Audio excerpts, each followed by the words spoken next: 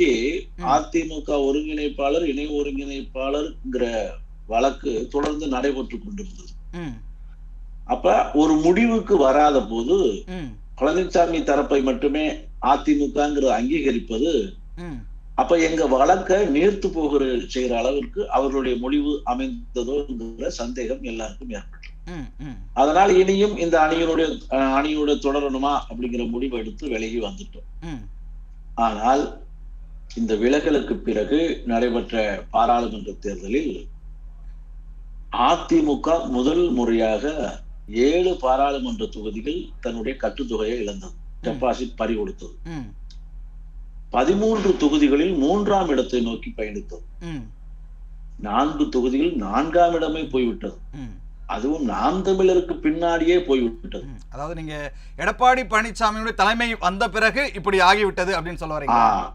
அதுதான் உண்மை. நான் ம், சொல்ல வரல. ம், அந்த எடப்பாடியினுடைய தலைமை என்பது ம், அதிமுகவை அழிவு பாதைக்கு இட்டு சென்று கொண்டிருக்கிறது. ம், அவருடைய தலைமை அதிமுகவை வளர்ச்சி பாதையை நோக்கி செலுத்தவில்லை. ம், அரசியலில் பழனிசாமி ஒரு பாழும் கிணறு என்பதை அவர் தலைமை மணிக்கொரு முறை நிரூபித்துக் கொண்டே இருக்கிறார்.